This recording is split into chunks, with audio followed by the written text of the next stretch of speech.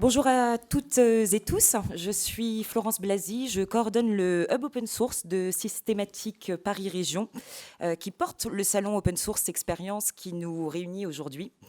Il y a 2 ans, on a lancé un cycle d'ateliers sur les stratégies et modèles économiques de l'open source où offreurs et utilisateurs nous partagent leur expérience terrain, concrète et de façon pragmatique.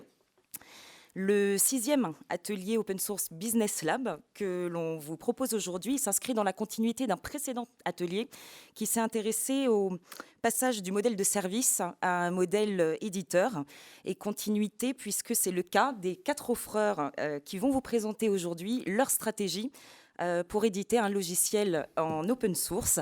Donc la société Bluemind, la société FactorFX, Centréon et XWiki. Et j'appelle tout de suite Pierre Baudraco pour Bluemind.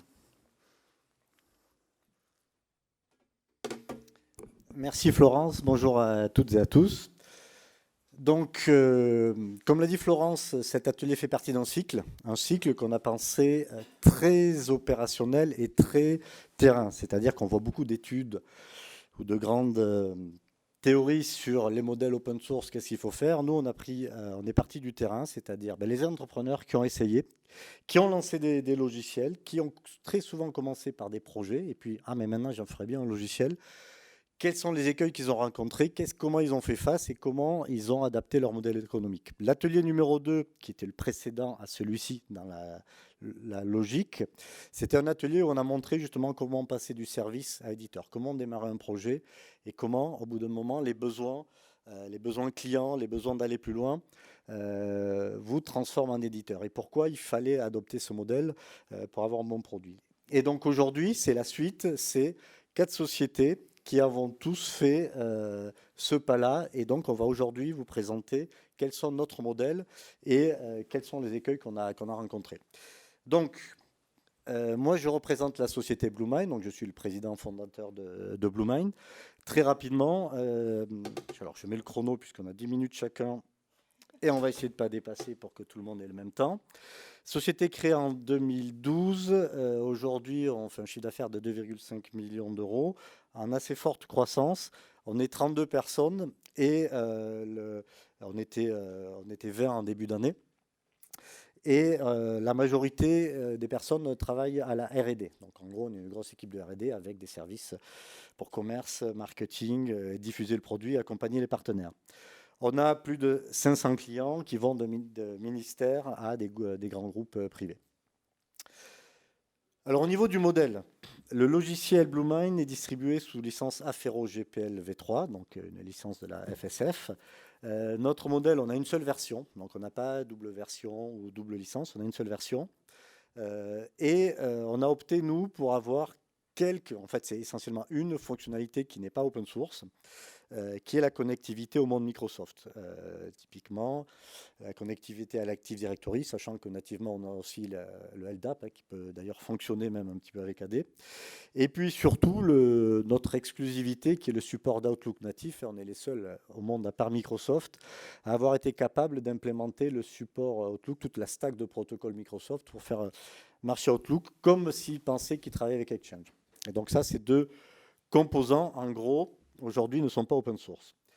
On est parti du constat pour définir ce modèle, et on va en reparler, c'est que en fait un client, il ne veut pas un code source, il veut une solution. Presque tous ici, plus ou moins, on a des solutions qui sont plutôt orientées, enfin en tout cas nous, messagerie, pour l'utilisateur final. On n'est pas qu'Entrotech, on ne fait pas un outil pour des techniciens qui vont s'en servir pour bâtir d'autres outils. C'est une solution où on parle à l'utilisateur. Et dans ce contexte-là, les clients qui nous choisissent, en fait, le premier critère, c'est le produit, la qualité du produit. Et donc, les gens, ils veulent une solution qui dure dans le temps, avec laquelle ils soient tranquilles, à un prix raisonnable. Et donc, voilà, ma théorie de base pour monter le modèle, c'est un client, il ne veut pas un code source, c'est une solution. Et donc, on va réfléchir dans le modèle à comment on vend cette solution. Le code source, le produit, il est diffusé, il est open source. On explique comment d'ailleurs rebuilder le produit à partir de là. Mais tout l'enjeu, ça va être qu'est-ce que la solution, qu'est-ce que notre offre. Et donc, le principe qu'on a mis derrière ça, c'est au niveau de la messagerie, ce qu'attendent les gens, c'est de pouvoir avoir une exploitation efficace, sereine et pérenne. pas juste j'ai installé, ça marche, mais qu'est-ce qui se passe dans le temps, quand il y a des mises à jour, quand il y a des nouvelles versions, quand les producteurs de smartphones font des nouvelles versions. Tout ce marché-là, tout ce monde-là évolue. Comment on suit ça de façon sereine? Alors, quelle est notre offre? Notre offre, c'est une offre de souscription, donc un abonnement par utilisateur. Alors, pour pas les puristes, mais je dirais presque les puristes ou extrémistes, le mot on vend par utilisateur souvent ne plaît pas. En fait, c'est la logique de base chez nous. Et d'ailleurs, c'est la logique avec laquelle tous les clients qui nous contactent nous abordent. Bonjour, on est 1000, combien ça coûte? Voilà. Donc, on ne va pas tordre un modèle que tout le monde comprend, qui est le plus lisible et le plus clair pour changer. Donc, c'est une souscription par utilisateur. Qu'est-ce qu'elle comprend? Donc, l'accès au dépôt, où il y a les deux modules, en gros, propriétaires, un premier niveau d'éditeur, et puis un outil qui va vous permettre de simplifier les mises à jour. C'est ça qui va en gros vous permettre de mettre à jour votre solution de messagerie. Sachant qu'une mise à jour d'une solution de messagerie, il faut voir, c'est un sujet très compliqué. C'est pas une petite appli, enfin ou une appli web ou une appli Java, c'est X machines virtuelles avec des stacks techniques, d'Elasticsearch à plusieurs bases de données, à des annuaires, à tout un tas de codes, de synchro, de composants qui doivent fonctionner ensemble, de serveurs de messagerie évidemment, de stockage, de transfert ou autre, plus tout le côté IHM. Donc pour garder tout ceci cohérent, et je pense que beaucoup ont dû passer par là. On installe une fois un système un peu compliqué, c'est très bien. La question d'après, c'est comment je mets à jour tout ce que j'ai installé. Et très souvent, c'est là que la problématique arrive. On vend également un support éditeur. On est éditeur, donc on a la souscription. On vend du support pour ceux qui veulent un support supérieur, sachant que le support éditeur, en éditeur, on n'est même pas censé connaître le client. C'est-à-dire que c'est un support par rapport à la version standard. Vous avez un problème, voilà, ce n'est pas un support projet. Et on vend du service qui va être essentiellement soit quelques projets stratégiques que l'on va faire en direct. On reste une petite structure aujourd'hui et on a des clients quand on travaille avec un ministère. Très souvent, on n'a pas trop le choix que de travailler en direct, sinon en gros, ils ne nous choisiraient pas. Et souvent aussi, c'est des projets sur lesquels on va avoir un petit impact ou un impact sur la R&D. Ils vont nous faire accélérer sur un sujet ou autre. Donc, il y a besoin qu'on s'investisse en direct. Et puis, c'est de l'expertise accompagnement pour les partenaires, puisque dans notre modèle éditeur, on travaille avec un réseau de partenaires, typiquement FactorFX en est un. Il y en a d'autres ici, comme Vortex ou d'autres dans le salon, c'est eux qui vont vous proposer la mise en œuvre, donc la migration de votre solution ou de messagerie sur BlueMind, qui vont vous proposer des offres hébergées, etc. Et donc nous, on va les accompagner en termes d'expertise, de calibrer, aider à calibrer sur certains gros projets, ou venir compléter certaines fonctionnalités si jamais voilà, il y avait une fonctionnalité critique qui manquait peut-être pour un client. En termes de revenus, aujourd'hui, ce qui illustre bien le modèle, chez BlueMind, on est à peu près à 75% de revenus récurrents. Donc ça, c'est très intéressant. C'est ce qui nous permet d'aborder une année où on sait déjà qu'on va faire au moins aussi bien que l'année d'avant, et donc qu'on va progresser parce qu'on va quand même faire des ventes. Mais c'est très intéressant parce que ça vous permet de stabiliser, de pérenniser une équipe de R&D. Une équipe de R&D, la R&D, c'est du long terme. Ça ne vit pas au gré d'un projet, un mois, on a un gros truc, c'est bon, non, ensuite on sort les équipes. Non, la R&D, ça a besoin de stabilité. Il y a des fonctionnalités à développer, il y a surtout toute une stack à maintenir dans le temps. Et plus votre produit évolue, plus la dette technique, l'évolution du socle coûte cher. Et donc, on a vraiment ce besoin de vision long terme. Et donc, ce modèle-là permet ceci. Et puis, un petit peu de service, comme on a dit, pour accompagner.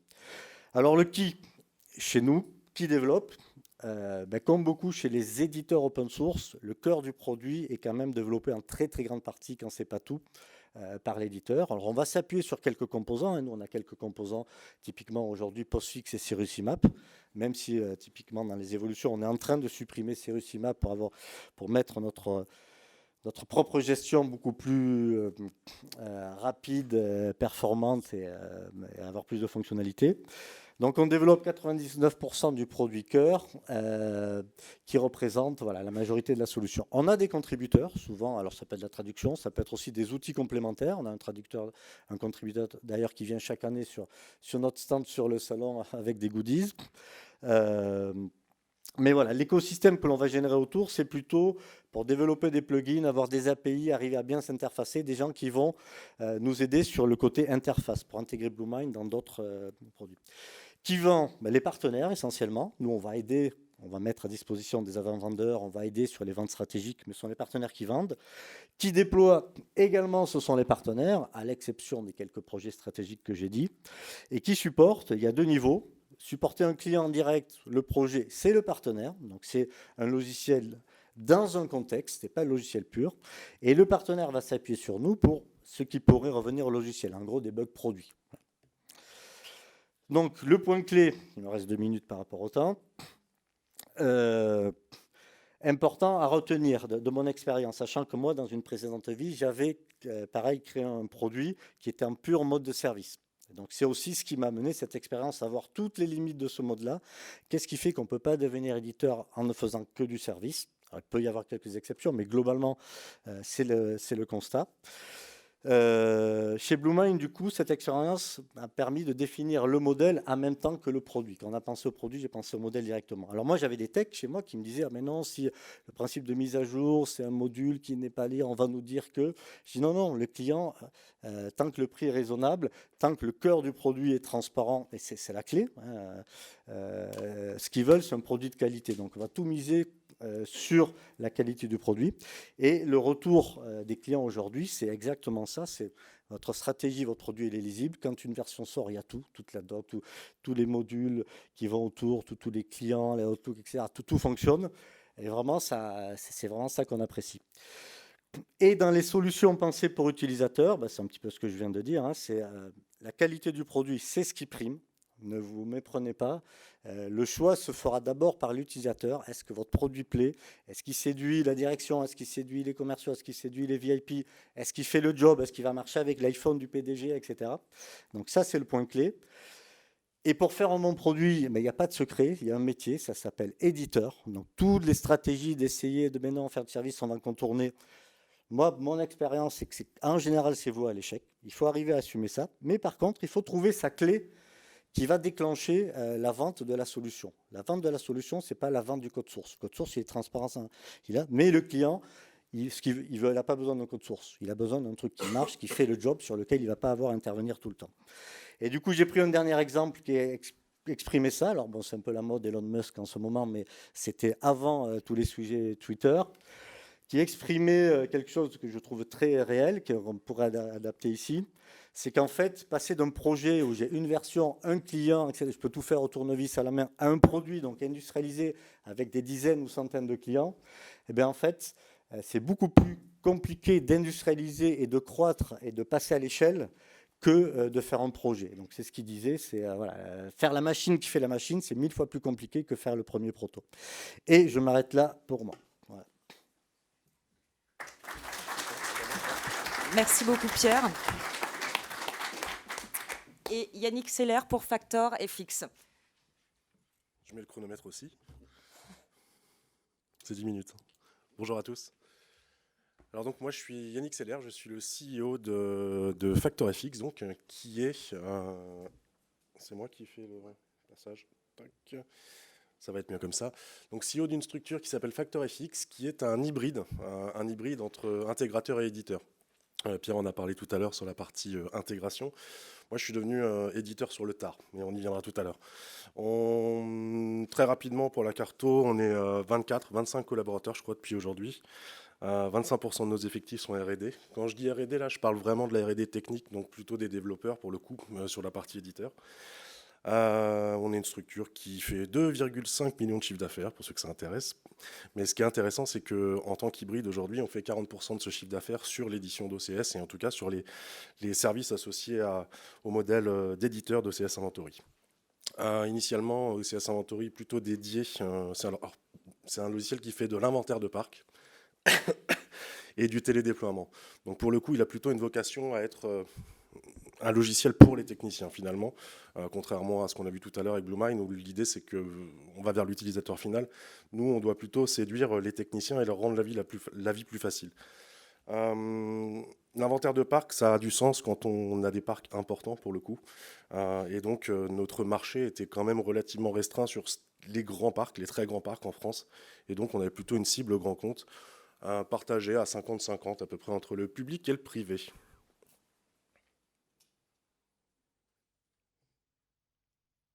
Alors, on est là pour parler de modèle. OCS Inventory, c'est un logiciel donc, qui est 100% open source et qui est édité sous une licence qui est la GPL V3. Pardon. La GPL V3, en fait, contrairement à tout à l'heure, nous, on n'a pas fait le choix de la licence et du modèle qu'on a défini en fait, en même temps que le produit. Parce que le produit, en fait, on ne l'a pas créé au départ, on l'a repris. OCS, c'est un logiciel qui est plus vieux que, je crois même, ma société, pour le coup. Il a été édité pour la petite histoire par la Gendarmerie nationale au départ, qui à un moment donné n'avait plus, avait en fait une réponse à ses propres besoins au travers de l'édition de cette solution. C'était une réponse et quand ils ont fini et qu'ils ont trouvé leur réponse, finalement, ils n'avaient plus de budget pour l'entretenir. Et c'est là que si on voulait continuer, il fallait qu'un éditeur prenne le relais. On a donc pris ce relais, on a hérité de la licence GPL V3 et donc tout le code, tous les plugins et tout ce qui est compris dans le logiciel OCS Inventory est sous licence GPL. Alors on a, comme je vous le disais, on l'est devenu sur le tard, éditeur, et donc pour le coup, on n'a pas mis de modèle payant, et au fil de l'eau, on a essayé de trouver de la rentabilité en rajoutant des abonnements, des formes de business récurrents avec de la valeur ajoutée.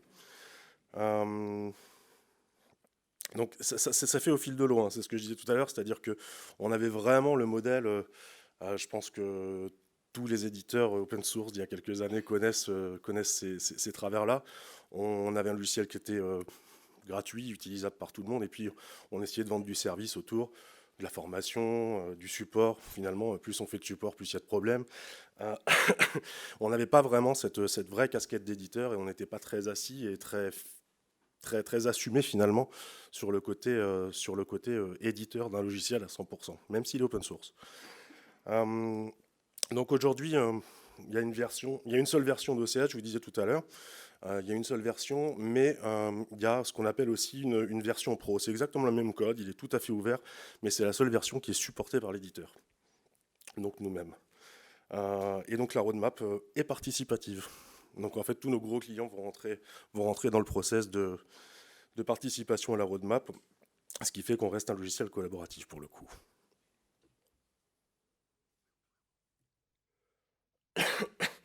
Alors, au niveau de l'offre, la slide est un peu chargée, mais je pense qu'avec les couleurs, on devrait pouvoir s'en sortir. Comme je vous le dis, on a construit le modèle vraiment au fil de l'eau. On est parti d'une base open source sur laquelle on ajoutait du service, mais la problématique qu'on avait, c'est clairement qu'en faisant que du service, on faisait que du one-shot. Faire du one-shot, c'est bien parce que ça génère du chiffre d'affaires, mais faire de la récurrence, c'est ce qui permet de maintenir des équipes de R&D. Donc on a cherché à faire évoluer le modèle de service donc, vers un modèle où on avait non plus que du one-shot, mais aussi beaucoup de récurrence. Alors, on a la partie on-premise. Comme je vous disais tout à l'heure, il y a une seule version qui est excusez-moi. On a une seule version qui est supportée par l'éditeur, donc une version professionnelle. Et pour le coup, on l'a fait sous forme d'abonnement on-premise. On a de l'autre côté un abonnement à une version SaaS, qui là est une version en fait professionnelle aussi, mais qui est hébergée, donc sur laquelle on va avoir des services et un catalogue de services. Mon Dieu.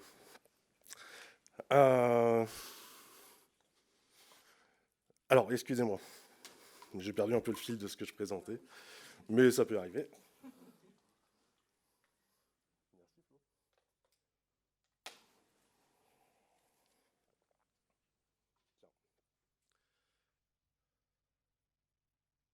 Je reprends le fil. Donc, une version on-premise professionnelle qui est éditée, qui est supportée par l'éditeur, une version SaaS sur laquelle on va avoir un catalogue de services, et on rajoute des formules d'abonnement sur lesquelles... je suis désolé. Je me sens pas très bien, je suis désolé. Non, je sais pas, c'est bizarre.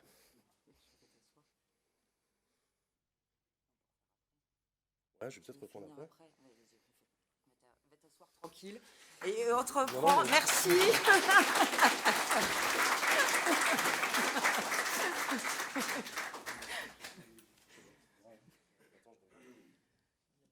Et bien du coup, Julien, tu nous prends la suite. Alors là, on va revenir peut-être à un modèle plus comme Bluemind, mais tu vas nous dire ça. Bonjour à tous. Donc Julien Mathis, moi je suis CEO de Centréon. Hop, c'est là. Donc Centréon, on est un éditeur de logiciels open source qui fait on délivre une solution de monitoring IT. C'est-à-dire qu'on supervise des serveurs, des réseaux, des bases de données, du cloud, de la S400. On fait le grand écart. On est cloud to edge, comme on dit. Donc on a une zone d'activité très très large. L'entreprise a été créée en 2005. On est aujourd'hui 160 collaborateurs, mais on a embauché 60 personnes cette année. Donc c'est une très belle année pour nous. Et on a un chiffre d'affaires qui sera à fin d'année à environ 17 millions de chiffre d'affaires, 18 millions. Et on a un peu comme Pierre, 77% du récurrent, du chiffre d'affaires qui est récurrent, ce qui nous permet effectivement de démarrer les années de manière assez sereine. Et notre particularité, c'est qu'on a beaucoup d'utilisateurs open source. On estime à peu près 250 000 entreprises utilisatrices de notre produit. Et on a 900 clients, donc qui est déjà assez important. Mais tout notre sujet à nous, c'est d'essayer de basculer le plus d'utilisateurs naturellement en termes de clients. Voilà. Notre particularité, c'est qu'on est éditeur depuis 17 ans. On n'a jamais fait de levée de fonds. Et on a réussi à gérer notre croissance de A à Z par nos propres moyens. Donc je vais revenir après. Ce qui est un élément important aussi, c'est comment on finance ce démarrage. Nous, on l'a fait avec du service pendant un certain temps. Et c'est ce qui nous a permis de créer notre stack logiciel, l'éprouver, la rendre beaucoup plus stable, beaucoup plus fiable. Voilà, donc je vais rentrer dedans. Donc le modèle, on a une solution qui est totalement téléchargeable sur Internet, librement. Toute la base est open source. Donc c'est un mélange de Apache et de GPL-v2. Alors pourquoi GPL-v2 ? Parce qu'en fait, on a forqué on a forqué Nagios, qui était un outil qu'on utilisait à la base pour avoir notre propre indépendance, pour pouvoir aussi innover plus facilement sur le produit. Et donc, on est obligé de garder cette licence. Néanmoins, on change régulièrement le code. On a, je pense, quasiment plus rien. Le son a changé, non ? Je m'entends en écho. Donc, on va dire que le code change petit à petit. Petit à petit, on repasse vers une licence Apache de notre côté. 70% du temps, la R&D est passée sur le développement de la base open source et le reste sur la base payante. En fait, on a une base open source et dessus, on vient greffer des modules additionnels qui ajoutent des fonctionnalités. On a très peu de télémétrie, donc c'est très très libre. Tout le monde peut télécharger le produit librement, l'utiliser librement. On a des indicateurs, c'est pour ça qu'on estime 250 000 utilisateurs, mais on ne sait pas réellement ce qui se passe. Des fois, on a des gens qui viennent nous voir et nous disent depuis 10 ans, j'utilise votre produit. Et on est très fiers, on est très contents. Souvent, la version aussi 10 ans, là, on est moins fiers, parce qu'on se dit là que c'est un petit peu problématique chez eux.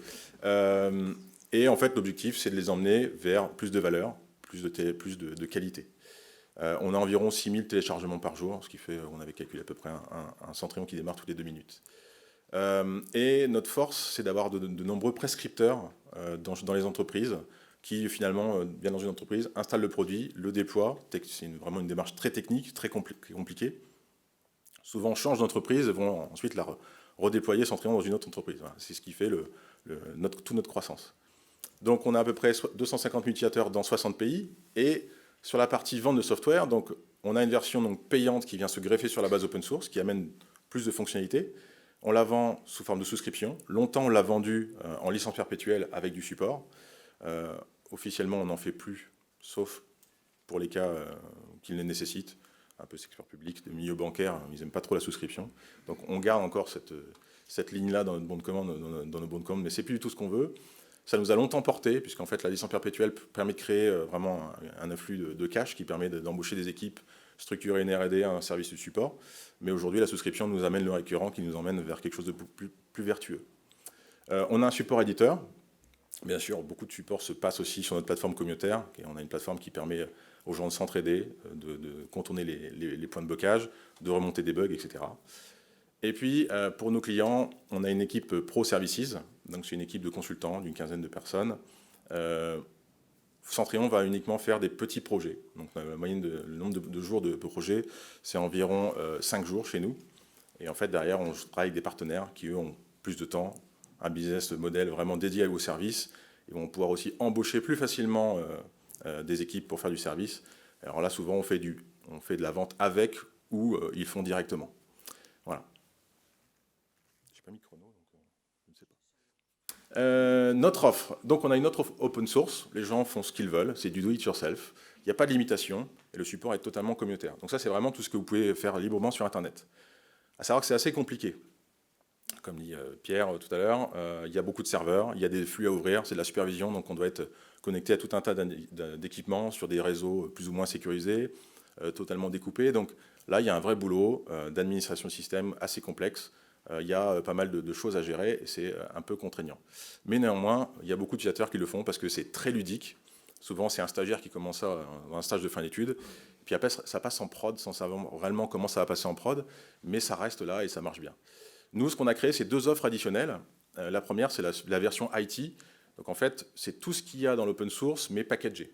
Donc en fait, vous avez un système de collecte d'informations avec des connecteurs qui vont se connecter aux équipements. Ce qu'on fait, c'est que dans la version open source, on peut les utiliser, mais on doit le faire à la main. Quand vous prenez la version IT, donc vous payez une souscription pour ça, en fonction du nombre de nœuds que vous allez superviser. Et vous avez les 700 indicateurs, 700 connecteurs qui sont prêts à l'emploi. IBM, HP, VMware, Azure, AWS, AS400. Voilà, il y a même des boîtiers super touchy, super connectés que la communauté nous a envoyés, qu'on a packagés. Tout est là. Donc il y a les connecteurs, ils fonctionnent, ils se déploient naturellement par package. Il y a les templates qui se déploient et en plus il y a la discovery. Donc il n'est pas rare des fois sur notre version open source que la discovery renvoie une liste de 6000 VM à nos clients et le client il n'a pas la licence pour les superviser, mais néanmoins il voit tout le potentiel du produit. Le pricing est au nombre d'hosts par palier. Donc on achète 125 hosts, 250, 500, 1000 jusqu'à 40 000. Voilà. Et là, on a un support officiel avec une équipe de support, une quinzaine, vingtaine de personnes chez nous qui sont formées, qui sont dispo pour répondre à nos clients. Et puis, donc là, on s'occupe toujours de la partie très technique, si on remonte des alertes. Et puis, il y a une deuxième partie qui s'adresse plus au management, qui est la partie business, qui, elle, va permettre de prendre toutes ces données qu'on a collectées et en fait donner de la valeur pour cartographier, faire de la corrélation et faire de l'analytique. Donc, finalement, comprendre réellement ce qui se passe derrière. Vous avez une panne. Est-ce que finalement c'est un serveur qui est tombé et ça impacte une personne, ou si finalement c'est 30 000 $ à la seconde qui est perdu par l'entreprise? Ça, c'est notre métier, c'est de vraiment donner ces informations aux utilisateurs. Et puis, on a une autre partie qui est arrivée récemment, qui est la partie Cloud Augmented, où en fait on essaye d'amener l'intelligence artificielle, mais sans avoir des pétas ou des téras de données chez nos clients. Et donc ça, on le gère nous dans un cloud, avec une offre qui s'adapte assez facilement au pricing. Voilà. Et puis, en parallèle de tout ça, on n'a pas arrêté, on continue de faire de la formation, du service, des développements spécifiques, des migrations, tout un tas de petites choses qui permettent finalement de faire avancer l'offre, avancer le produit. Néanmoins, on ne va pas faire des projets de 200 jours, ce n'est pas du tout notre modèle. Alors, qui développe? Comme Bluemine, on a 99% du produit qui est développé par Centrion, par nous-mêmes. Il n'est pas rare qu'on embauche certains des développeurs open source, parce qu'ils travaillent bien, mais néanmoins aujourd'hui il y a une certaine complexité sur le logiciel pour avoir un niveau de qualité nécessaire, qui est que en fait, la QA, la documentation, etc. ne se fait pas dans un coin. Et donc la plupart du temps, c'est nous qui centralisons quand même beaucoup les développements, qui travaillons avec les équipes et qui réindustrialisons tout ça en interne. Néanmoins, tout le monde peut contribuer et en fait, on a pas mal de plugins, de connecteurs qui arrivent de la part de la communauté, qui sont repackagés chez nous, qui sont dans l'offre standard. Qui vend? Donc principalement, c'est nous. On a un chiffre d'affaires direct d'environ 60%, et les partenaires, c'est une activité de 40% chez nous. Donc nos partenaires sont des VAR ou des distributeurs, ceux qui vendent. Donc voilà, ils ont une valeur ajoutée à vendre et à déployer.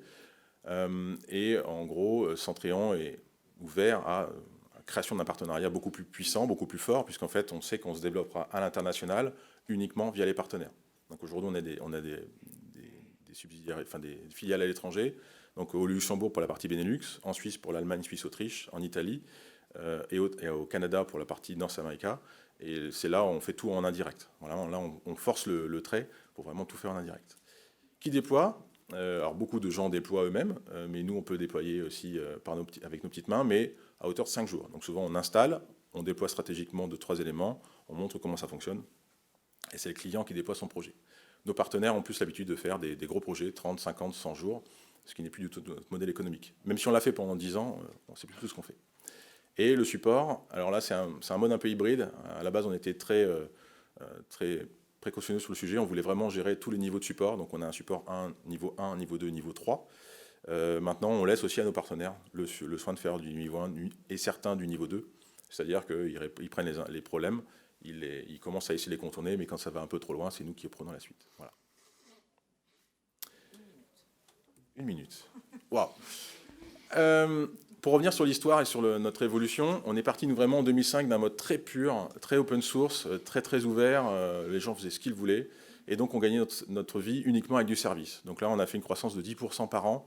Et on est arrivé en 2015, on faisait 2,5 millions de chiffre d'affaires. On était une trentaine. Et puis, voilà, la difficulté, c'était de staffer les gens. Et puis, de trouver le moyen de redémarrer l'année d'après avec encore un récurrent. Enfin, avec encore de l'activité. En 2015, on a vraiment switché de mode. On est devenu une société qui était plus organisée open core, c'est-à-dire qu'on a un produit open source, et dessus, on vient greffer des modules payants.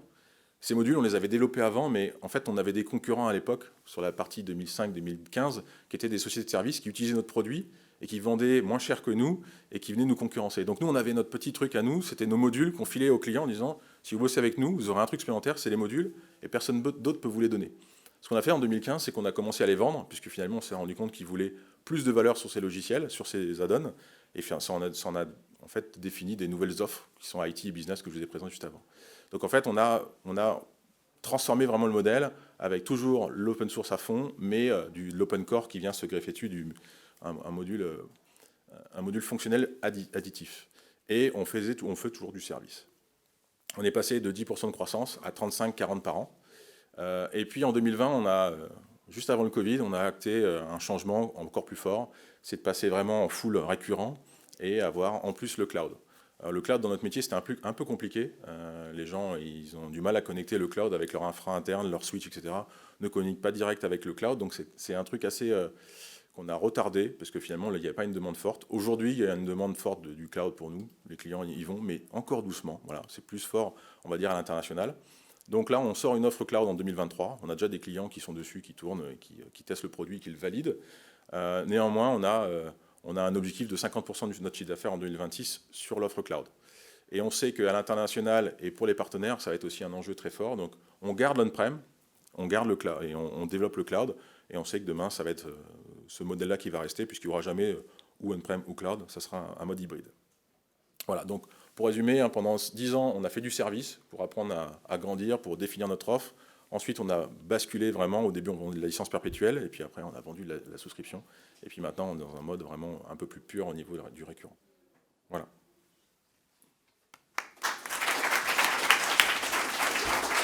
Merci beaucoup, Julien. Et maintenant, Ludovic, pour XWiki. Donc, bonjour. C'est là. Non, je suis parti dans le mauvais sens. Ouais. Alors bonjour, je suis Ludovic Dubost, je suis le PDG et fondateur de XWiki. Chez XWiki, en fait, on a la particularité de faire 2 logiciels. Un premier qui s'appelle XWiki, qui est le nom de la société, parce qu'il a été créé en même temps que la société en 2004, et donc a aujourd'hui 18 ans. Et CryptPad, qui est un logiciel qu'on a décidé de faire il y a à peu près 5-6 ans maintenant. On a commencé il y a 5-6 ans à base de technologies qui étaient issues de projets de recherche. Et donc, on a lancé un deuxième produit et on va voir que on n'a pas forcément pris les mêmes décisions aussi. Alors, pas seulement pour des raisons de stratégie open source, aussi parce que le marché évolue. Et on est dans un monde qui évolue, on va le voir. Alors, ça fait 18 ans, 45 personnes chez XWiki et 2 millions de chiffre d'affaires. C'est une société à taille humaine, sans investisseurs. Alors, quel type d'open source on fait? Alors, chez XWiki, l'open source, c'est quelque chose d'important. On le fait parce qu'on croit en l'open source. On n'y croit pas uniquement comme oh, c'est un bon business model, c'est une bonne façon de se mettre à vendre. Il y a des avantages et des caractéristiques très intéressantes du point de vue marketing en open source. On a des coûts marketing plus bas que beaucoup de sociétés de propriétaires. On a aussi une R&D, alors même si la majorité du développement est fait par la société, même quasiment la totalité, il y a quand même une relation à la communauté qui est très intéressante et qui est enrichissante. Mais l'open source, c'est quelque chose qu'on trouve important pour, entre autres, des problématiques de souveraineté numérique, personnelle, européenne, et de concurrence. Moi, j'ai vécu dans des sociétés qui ont été en concurrence. J'ai travaillé chez Netscape. On s'est retrouvé face à la concurrence de Microsoft, à leur domination. Et c'est quelque chose qui m'a pas plu. Et j'ai préféré aller dans un modèle qui changeait un peu les règles du jeu. Et donc, faire de l'open source, c'était important. Pour autant, il faut gagner de l'argent. Mais pour nous, c'était important de ne pas aller vers des modèles open core où on va mettre une partie propriétaire. Puisque le cœur de l'activité de la société, c'est de faire de l'open source. Et notre objectif, c'est de ne pas réduire l'open source qu'on crée. On veut créer un maximum d'open source. Alors, le logiciel de base est gratuit. Alors, il est important de comprendre que les logiciels XWiki, CryptPad sont dans le domaine du collaboratif. Et on est dans un modèle où il y a beaucoup de freemium. On ne peut pas s'abstraire des stratégies de freemium dans notre domaine. Si vous prenez un Slack, aujourd'hui, vous avez des offres gratuites. Ils permettent aux gens de l'utiliser gratuitement. Google Docs, on peut l'utiliser gratuitement au départ. Donc, on est dans un monde de stratégie freemium. Et donc il est important d'avoir aussi un logiciel de base qui est gratuit, facile à utiliser. Il y a une grosse pression des utilisateurs sur le fait que ça marche. C'est-à-dire que dès que ça ne marche pas, l'utilisateur, il abandonne très très vite, il passe à autre chose. Et donc, il est important d'avoir des solutions qui vont marcher. Alors, il ne faut pas forcément qu'elles fassent tout, mais ils doivent réussir à faire des choses de base avec. Et on a décidé d'avoir une stratégie de modules payants open source. Donc, ça veut dire que le code est open source, mais on ne les package pas sous forme de binaire gratuit. On les prend par l'App Store de XWiki, directement dans le logiciel. On peut étendre le logiciel par des modules payants. On aurait pu rendre ces modules propriétaires, mais justement, on a fait volontairement le choix de ne pas le faire. Et en fait, on n'a pas vu la différence. C'est-à-dire que fondamentalement, personne s'est amusé à repackager nos logiciels, nos versions open source sous version gratuite. On a une roadmap ouverte. Donc ça veut dire que c'est une communauté ouverte, on peut venir participer à tout moment. Voilà. Et sur CryptPad, alors un point intéressant, c'est que on a décidé d'avoir un SaaS freemium. Donc si vous allez sur cryptpad.fr, vous pouvez l'utiliser gratuitement. Et par rapport au type de logiciel que c'est important puisqu'on est dans un domaine en très très forte concurrence où il est très très difficile de remplacer les solutions concurrentes. Un CryptPad, c'est de l'édition collaborative temps réel. Les concurrents, c'est Google Docs, Office 365. Donc, on se retrouve face à des acteurs qui sont extrêmement dominants dans leur domaine, voire on ne peut pas imaginer qu'ils vont être remplacés immédiatement. Ils vont être utilisés à côté, en plus de ces outils qui sont souvent déjà fournis par les grandes entreprises. Alors, en termes de revenus, comme Centréon, on a commencé pas mal par le service. XWiki, c'est un logiciel qu'on ne va pas forcément utiliser tel quel. On va le configurer, on va l'adapter aux besoins de l'entreprise. C'est par rapport à une problématique de knowledge management. Et donc, le service a été quelque chose qui nous a justement beaucoup aidé à nous développer. Et au début, on était à 80-90% de services dans le business d'XWiki. Aujourd'hui, on n'est plus qu'à 40%, on n'est plus qu'à 40% de services et on a 40% de support. On a aussi 20% de SaaS sur notre offre. Et en fait, même dans nos services, on a une part significative de nos services qui sont en fait du financement de roadmap. C'est-à-dire qu'on essaye de rediriger le plus possible du service vers de l'amélioration du produit. D'ailleurs, finalement, vous voulez quelque chose de spécifique, est-ce que c'est vraiment spécifique ? Si on peut, on ne le fait pas en spécifique, on le fait comme une amélioration du produit et on le fait faire par l'équipe produit dans le cadre de la roadmap. Et cette année, par exemple, on a un client qui nous finance quasiment, qui nous préempte 80% de notre roadmap.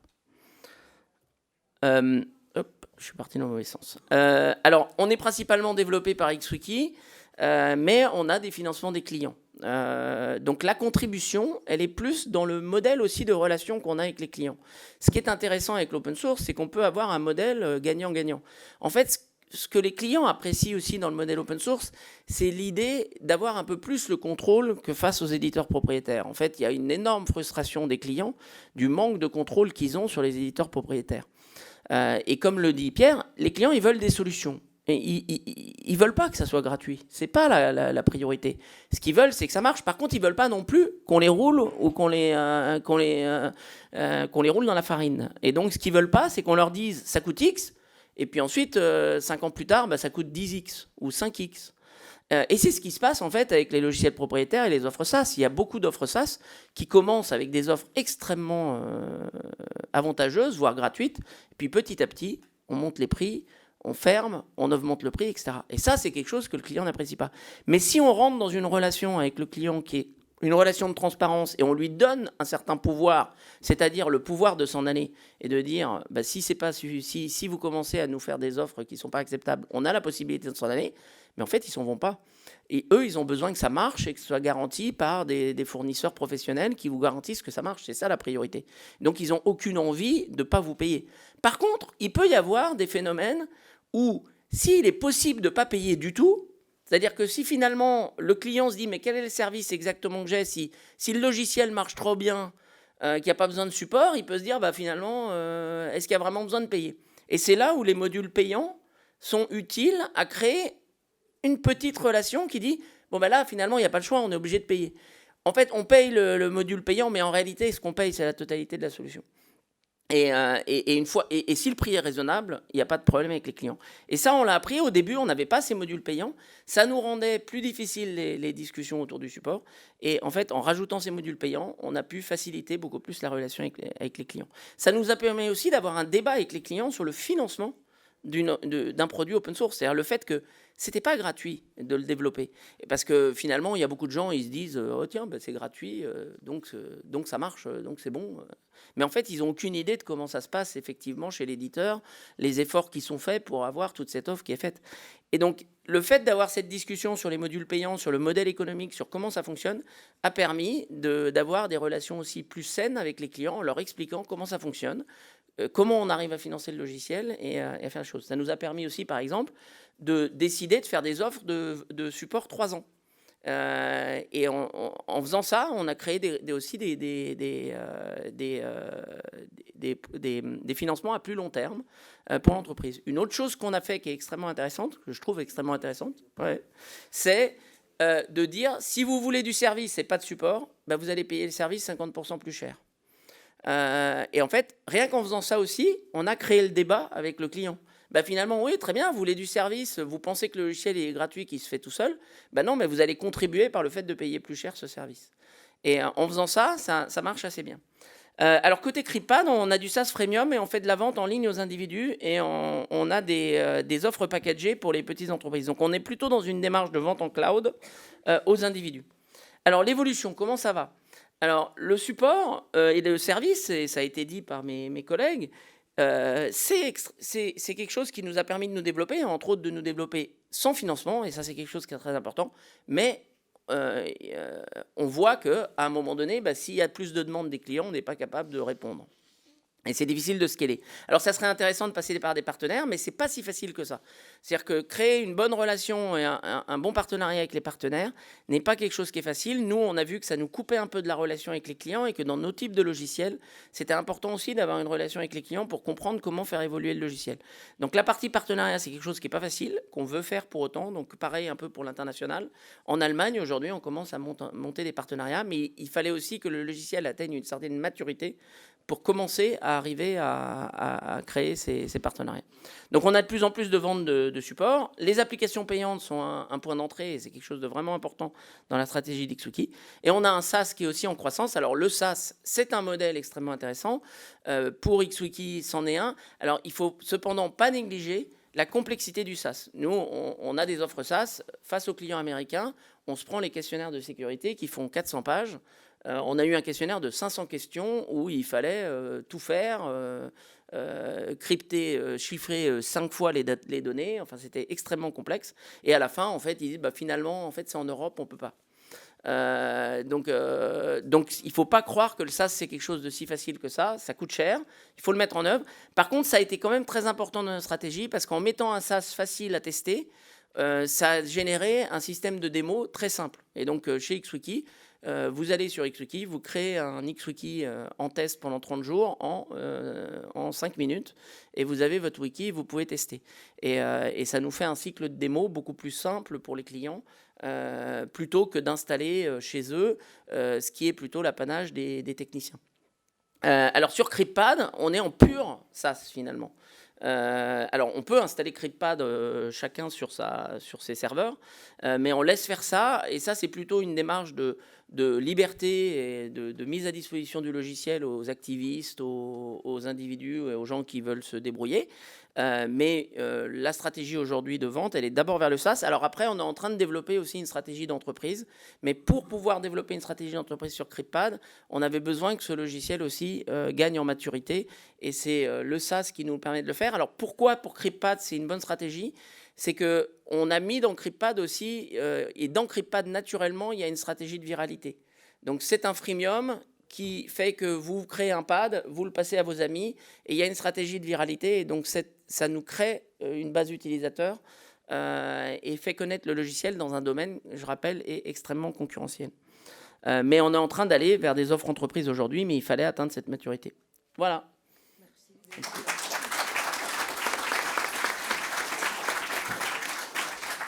Merci beaucoup à tous les trois. Pierre, est-ce que tu saurais dire quelques mots sur Factor? Parce qu'on n'a pas récupéré Yannick, comme c'est un de tes partenaires, sans refaire toute leur présentation. Ouais, non, ça... Je crois qu'on en était là. Ici, merci. Ah, il y en a qui suivent. Ce qui est intéressant, important chez Yannick, mais d'ailleurs, c'est quand même très flagrant de voir la proximité, les réflexions communes qu'on peut avoir. Et tous les sujets de quel est le point qui a fait que moi je suis plutôt parti comme ça, lui plus ça, par rapport aux spécificités de marché, de solutions, on les retrouve. J'étais frappé, je n'avais pas remarqué de noter, mais même en termes de chiffres, on est assez proche, l'évolution. Toi, les 10%, 2,5 millions au bout de 2005 à 2015, 10 ans. Ben, nous, les autres, nous, on a à peu près 10 ans, on est à 2,5 millions. Enfin, on voit vraiment une tendance générale. Enfin, et donc, voilà. Donc, ce cycle, c'est vraiment pour ça, pour tous ceux qui réfléchissent, qui se posent des questions.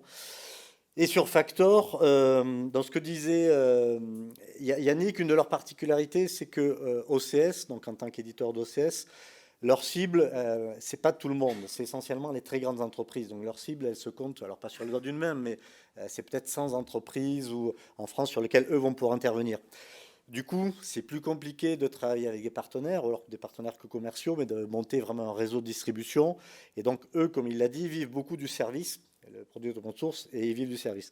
Mais ils réfléchissent, comme tout le monde, à ensuite comment j'arrive à stabiliser un revenu un peu récurrent, parce que je crois que c'est Ludovic et Julien l'ont dit, le service c'est bien, sauf que quand on arrive à la fin d'un contrat, quid? Qu'est-ce qu'on fait de toutes les équipes en place? Est-ce que chaque année c'est rebelote, on repart à la course à l'échalote, etc. Ça c'est compliqué pour avoir quelque chose pérenne, stable dans le temps. Et donc voilà, FactorFX sont aussi en train de réfléchir à comment compléter leur modèle. Je m'inspire un petit peu en même temps. Entre supports, bon, j'avais discuté avec lui, mais là, je n'avais pas vu ses slides, donc c'est un peu plus compliqué. Ah oui, voilà, et la partie partenaire, par contre, qui est compliquée en France, parce qu'on va dire s'il y a 100 clients, élever un partenaire, parce que ça coûte très cher un partenaire, et Ludovic l'a dit ou autre. Moi, j'ai entendu ton chiffre aussi, Julien, 40% de chiffre à l'indirect, donc 60% direct, alors que vous avez 17 millions, tout un réseau, etc. Quand on monte un partenaire, vous avez un produit, il ne faut pas se dire, ça y est, tout le monde va vendre. Non, non, au début, c'est vous qui vendez et c'est le partenaire qui a le revenu. Je caricature un peu, mais c'est comme ça. Et tout l'enjeu, c'est de les rendre autonomes, de faire en sorte qu'ils passent du temps sur le produit, qu'ils en parlent, qu'ils le vendent et que les projets, ils arrivent à être de plus en plus autonomes. Mais tout ça, c'est des années, c'est beaucoup de temps. Donc, c'est un vrai investissement. Et donc, FactorFX, en France, ils font par eux-mêmes. Par contre, à l'étranger, effectivement, c'est différent. Quand on fait du service, souvent c'est local. Une boîte allemande a peu de chances de venir interroger FactorFX pour venir faire son projet. Et donc là, la nature de trouver des partenaires est différente. S'appuyer sur un partenaire local, d'ailleurs, peu importe service ou distribution, d'avoir des partenaires locaux, c'est très important. Mais voilà, et puis, bon, ils réfléchissent à une offre SaaS, mais ça, je ne suis pas trop capable d'en parler. Et comme beaucoup, refonte complète du logiciel en 2023, c'est quelque chose aussi qui pousse, en fait, à aller au modèle d'éditeur. C'est que quand on démarre, on fait du service, en gros, on a un projet, on a peu de clients. C'est pas très compliqué, il y a un petit problème, on va chez le client, on met deux coups de tournevis, etc. Quand on commence à avoir 10, 30 clients, c'est un peu plus compliqué. Si on a 30 versions différentes, ce qui arrive hein, dans la vraie vie, Bon, mais ça devient compliqué. Quand vous passez à 100, parce que j'ai vu ton nombre de clients, si 100, 200 clients, ça, c'est plus possible. Donc, vous êtes beaucoup plus rigoureux. Tous les process de qualité, de je sors le truc, il doit marcher, et c'est pas, ben, ça marche pas trop, mais je vais aller au tournevis arranger, ça, c'est plus possible. Et ça engendre beaucoup de choses technologiquement, qualité, techniquement derrière. Et ensuite, quand vous avez beaucoup de clients et une stack qui a pas mal d'années, ben, tout le maintien de la stack, de la dette technique, ben, nous, typiquement, on est en train de supprimer Cirrus IMAP parce qu'il nous limite trop. Julien, tu disais ben, la compatibilité avec Nagios ou autre qui était là. Longtemps, effectivement, on a perdu du temps. Mais Ouais. il fallait le faire. Voilà, il fallait le faire au début, mais après, il a changé parce que ça devient trop limitant. Et tous ces travaux-là, en fait, on s'aperçoit que ça prend beaucoup plus de temps que développer des nouvelles features. C'est-à-dire maintenir l'ensemble sur X versions, les rétrocompatibilités, les mises à jour, les migrations, etc. Donc tout ça, plus le temps passe, plus le modèle éditeur en fait s'impose et tout le cycle de modèle d'atelier modèle économique. On a parlé des éditeurs, il y a aussi d'autres choses, mais et pour parler concrètement de tous ces sujets. Pareil, on est 4 sociétés, on est 3, où le nom de la société, c'est le nom du produit. Ça aussi, quand vous êtes éditeur, quand vous êtes service, non. Centron s'appelait Mérétis avant.